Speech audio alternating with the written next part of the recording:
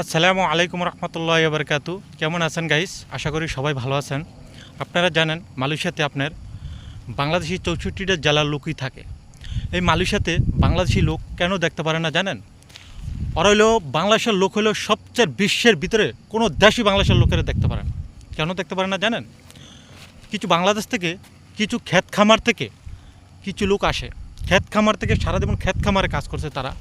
ক্ষেত খামার থেকে কাজ করার পরে দেশে পড়ছে লুঙ্গি, মালয়েশিয়া আসার পরে হলো প্যান্ট পর আপনার হিগছে, ঠিক আছে?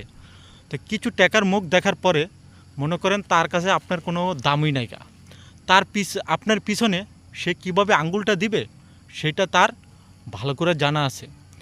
আপনি যেই মানুষকে উপকার করবেন সেই মানুষগুলি আপনার ক্ষতি করবে, এটাই নিশ্চিত। তাহলে আমি বলতে চাই, আমি সব ডকুমেন্ট নিয়ে, সব তথ্য নিয়ে আমি শেরপরে ভিডিওটা বানানো তার উদ্দেশ্যে।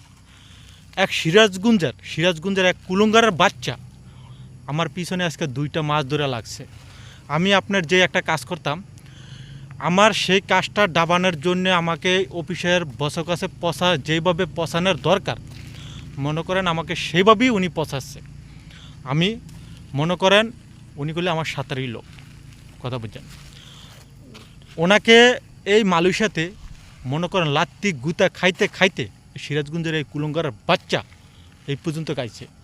সেরপরও ওনার কোনো লজ্জা শরম কোনো কিছু এই পর্যন্ত হয়নি, ঠিক আছে?